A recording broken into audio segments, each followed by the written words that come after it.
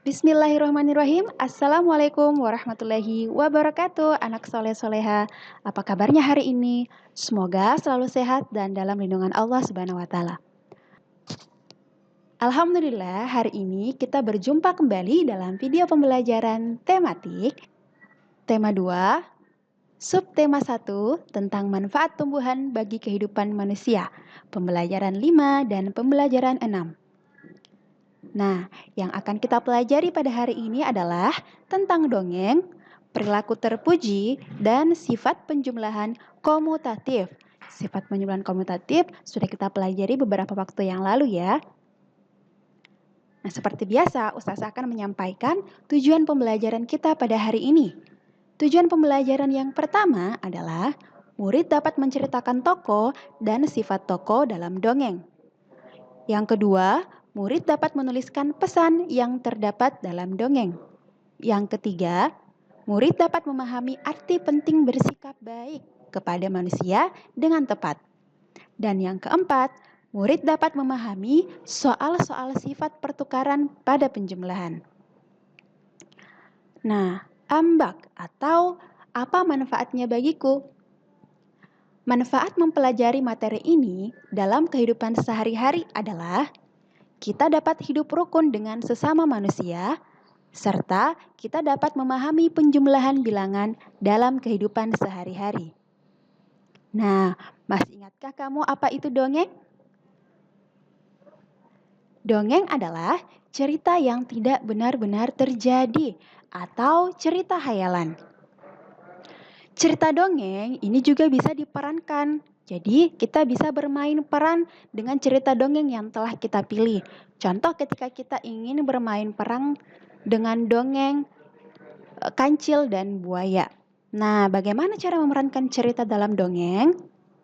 Terlebih dahulu, cerita dongeng harus dibuat naskah dialog.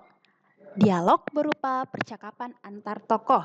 Jadi, kita membuat setiap bagian-bagian percakapan antar tokoh. Contoh ketika kita ingin menjadi kancil, maka kita harus menuliskan naskah dialog, kata-kata atau percakapan yang akan dikatakan oleh kancil ketika kita bermain peran. Membaca dialog dalam naskah dongeng harus jelas dan lancar.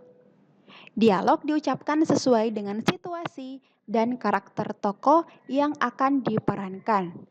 Misalnya dalam situasi sedih, maka dialog yang diucapkan juga harus bernada sedih, tidak bernada gembira, atau karakter tokohnya adalah karakter tokoh yang baik, tapi mengucapkan dialognya dengan marah-marah seperti tokoh yang jahat.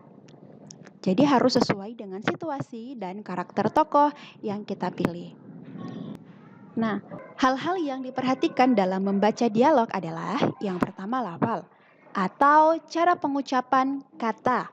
Jadi harus jelas ketika kita mengatakan suka, ya, jadi dikatakan suka, bukan cuka.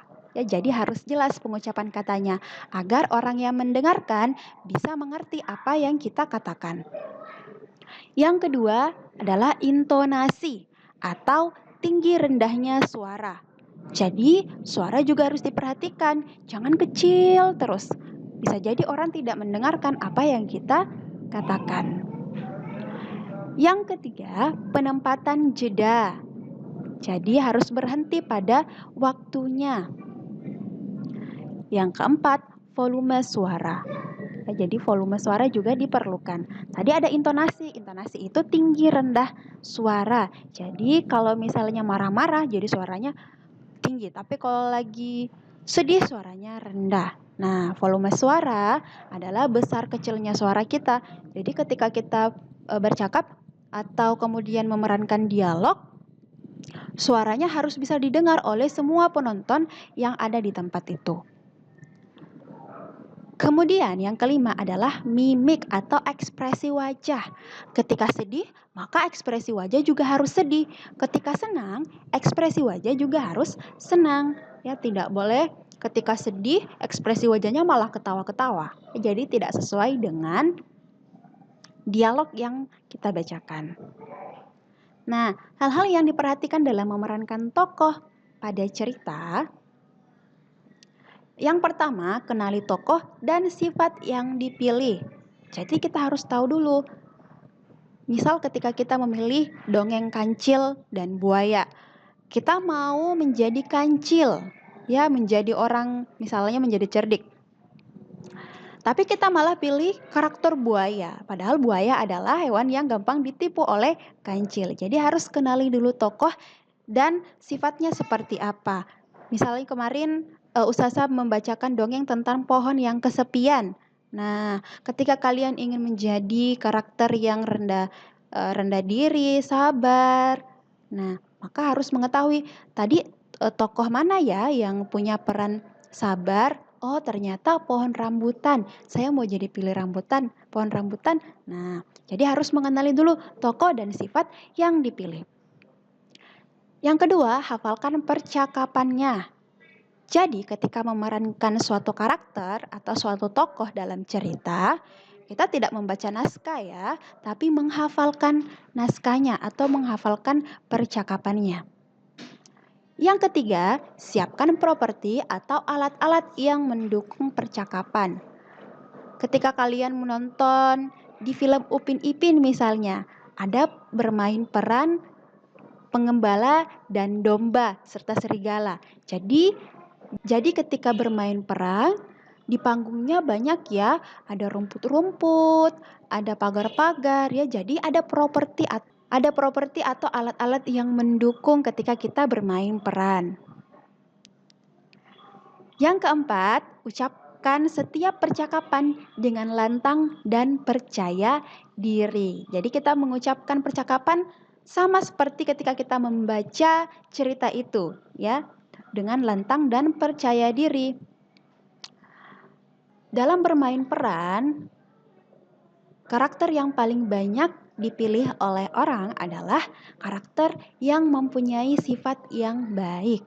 Ya, jadi banyak orang yang memilih karakter yang baik-baik saja. Misal dalam pohon yang kesepian, banyak orang yang akan memilih menjadi pohon.